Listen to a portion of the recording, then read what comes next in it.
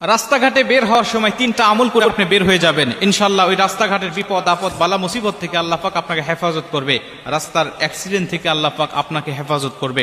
আপনি বের হওয়ার সময় আমলটা করবেন, আপনার সন্তানদেরকে বের করা দেওয়ার সময়ও আপনি এই আমলগুলো করাইয়া তারপরে বের করে দিবেন। কারণ আজকে আমাদের সমাজে আমাদের রাস্তাঘাটে দেখা যায় এতটাই অ্যাক্সিডেন্টটা বেড়ে গিয়েছে, রাস্তাঘাটে আপনি নিজে সচেতন হয়ে চললেও দেখা যাচ্ছে যে আপনি অ্যাক্সিডেন্ট হতে পারেন যে কোনো মুহূর্তে, অন্য গাড়ি বা অন্য কেউ আপনাকে অ্যাক্সিডেন্ট করে দিতে পারে।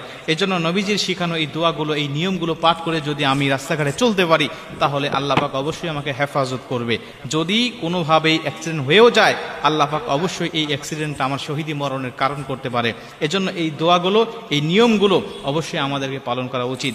প্রথম কথা হলো, যদি আপনি দূরবর্তী কোনো সফরে রওনা হন, যেটা আপনি সফরের জন্য রওনা হয়েছেন, কসরের অন্তর্ভুক্ত আপনি হয়ে গিয়েছেন, এমন যদি সফর হয়ে থাকে 15 দিনের জন্য আপনি 48 মাইলের অধিক আপনি অতিক্রম করবেন, এমন যদি সফর হয়ে থাকে, প্রথম আমল হলো আপনি বের হয়ে যাওয়ার সময় 2 রাকাত